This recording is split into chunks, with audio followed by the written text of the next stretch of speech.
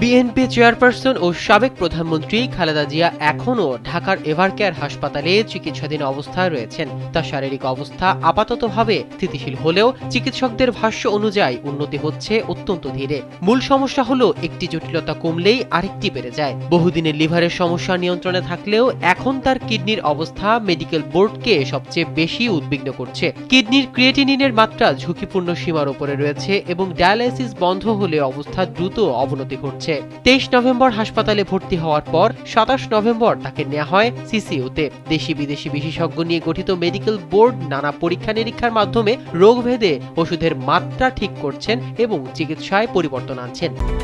Japan Bangladesh joint venture company JBS holdings limited বোর্ডের এক সদস্য কালবেলাকে জানান, বয়সজনিত কারণে তার সুস্থতার প্রক্রিয়া অনেক ধীর এবং পুরোপুরি ঝুঁকিমুক্ত বলা যাচ্ছে না। এদিকে তাকে বিদেশ নেওয়ার সিদ্ধান্ত এখনও চূড়ান্ত করতে পারেনি মেডিকেল বোর্ড। কাতার আমিরের ব্যবস্থায় বিশেষ এয়ার অ্যাম্বুলেন্স আনার প্রস্তুতি থাকলেও তার বারবার পিছিয়ে যাচ্ছে। মঙ্গলবারও নির্ধারিত প্লট বাতিল হয়েছে, ফলে পঞ্চমবারের মতো পিছিয়ে গেল তার সম্ভাব্য লন্ডন যাত্রা। বেগম জিয়ার চিকিৎসকদের পরামর্শে গুলশানের বাসা থেকে প্রতিনিয়ত খাবার পাঠানো হচ্ছে এবং হাসপাতালে সার্বক্ষণিক আছেন তার পুত্রবধূ ডক্টর জুবাইদা রহমান। বিএনপি চেয়ারপারসনের উপদেষ্টা ডক্টর এনামুল হক চৌধুরী কালবেলাকে জানান, কাতার আমিরের দেওয়া বিশেষ এয়ার অ্যাম্বুলেন্সটি আসার বিষয়টি নির্ভর করবে ম্যাডামের মেডিকেল বোর্ডের সিদ্ধান্তের ওপর। তবে বর্তমান পরিস্থিতিতে তার চিকিৎসা দেশেই চলবে।